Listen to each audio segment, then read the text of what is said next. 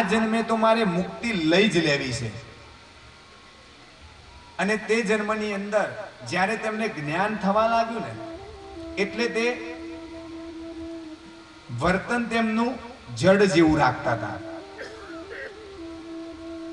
તે કોઈ બોલાવે તો બોલે નહીં, તેમને ના રડવું આવે ના હસવું આવે, કોઈ ખવડાવે તો ખાય, કોઈ પહેરાવે તો પહેરે.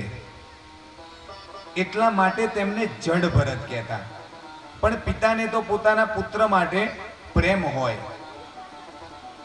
જ્યારે તેમની યજ્ઞોપવિત કરવાની અવસ્થા થઈ ત્યારે તેમના સંસ્કાર કર્યા અને તેમને યજ્ઞોપવિત આપ્યા. અને યજ્ઞોપવિત કરી થોડાક જ સમયની અંદર તેમના પિતાનું મૃત્યુ થયું. પણ તેમના જે ભાઈઓ હતા તેમને જ્યાં ભણાવવા મૂક્યા હતા ત્યાંથી ઉઠાડી લીધા. આમે કે આ ભણવાના નથી, એના કરતા તેમને ઉઠાડી દો. અને ત્યારે આ બાજુ જડ ભરતજી કોઈ ખવડાવે તો ખાય. તેમની જીવન જીવવામાં કોઈ આસક્તિ નથી અને માત્ર ભગવાનનું સ્મરણ કરતા. અને આ પ્રમાણે થોડોક સમય વીત્યો. તેમના ભાઈઓએ કીધું તમારે ખાવું હોય તો ક્યાંક મજૂરી કરો, અને મજૂરી કરો એ તમને ખાવા આપે ખાવાનું. અને ત્યારે એ કોઈના ખેતરની અંદર મજૂરીએ ગયા પાણી વાળવાની. ત્યાં ખેતરની અંદર રહેવાનું અને પાણી વાળવાનું. અને જ્યારે તે ખેતરમાં પાણી વાળવાની નોકરી કરતા અને જે ખવડાવે તે ખાય, તેમના કપડા મેલા ગેલા, જનોઈ એકદમ કાળી, તેમના શરીર ઉપર માટીના થર જામી ગયેલા, આ બધું જોઈ પછી એક વખતે ત્યાંનો એક ભીલ રાજા, તે રાજાને કોઈ સંતાન ન હતું અને તે રાજાએ તેની માતાજીની પાસે એક નરબલી આપવા માટેની બાધા રાખી હતી.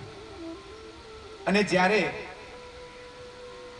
તે રાજાએ નરબલી માટે જે માણસને લાવ્યા હતા, તેમના સિપાહીઓને કહ્યું કે કોઈ માણસને લાવવો પડશે, નરબલી, તેને સંતાન થયું એટલે બલી તો આપવી પડે.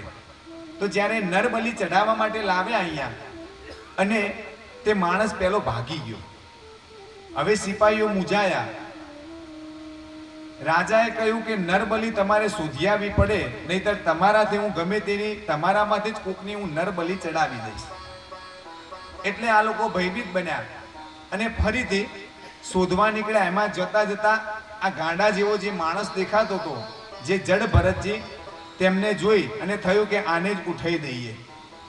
તેને લઈને આયા, સુંદર નવડાઈ ધોવડાઈ, તેને નવા વસ્ત્ર પહેરાવ્યા, સુંદર તૈયાર કર્યો, તેને ખવડાવ્યો. જડ ભરતજી એક પણ શબ્દ નથી બોલતા, મોઢામાંથી ચૂ કે ચા નથી કરતા. અને જે ખવડાવ્યું તે ખાઈ લીધું. તૈયાર કર્યો, હાર પહેરાવી, ચાંદલો કરી અને તેમને જે જગ્યાએ બલી ચડાવવાની હતી તે જગ્યાએ લાવ્યા. અને તે જગ્યાએ જ્યારે તે ત્યાં આવ્યા છે અને તેમના પુરોહિત જેવી તલવાર લીધી અને તલવાર હાથની અંદર લઈ જડ ભરતનું માથું ત્યાં બલી આપવા માટે મૂક્યું. અને જેવી પુરોહિતે તલવાર ઉગામી અને તે માતાજીની મૂર્તિમાંથી પ્રત્યક્ષમાં ભદ્રકાલીનું પ્રાગટ્ય થયું છે. બોલો શ્રી ભદ્રકાલી જયંતી મંગલા કાલી, હે ભદ્રકાલી કપાલિની, દુર્ગા ક્ષમા શિવા ધાત્રી, હે મા સ્વાહા સ્વદા નમોસ્તુતે. બોલ શ્રી કાલ રાત્રિ માત કી જય. અને આ પ્રમાણે માં ભગવતીનું પ્રાગટ્ય થયું. અને માતાજીએ પહેલા તો જે તલવાર ઉગામી અને જે પુરોહિત હતો તેનું મસ્તક ધડથી અલગ કરી દીધું. અને પછી ત્યાં જેટલા પણ તે ભીલના ત્યાં જે તેમની તે જે માણસો હતા તે બધાનું ત્યાં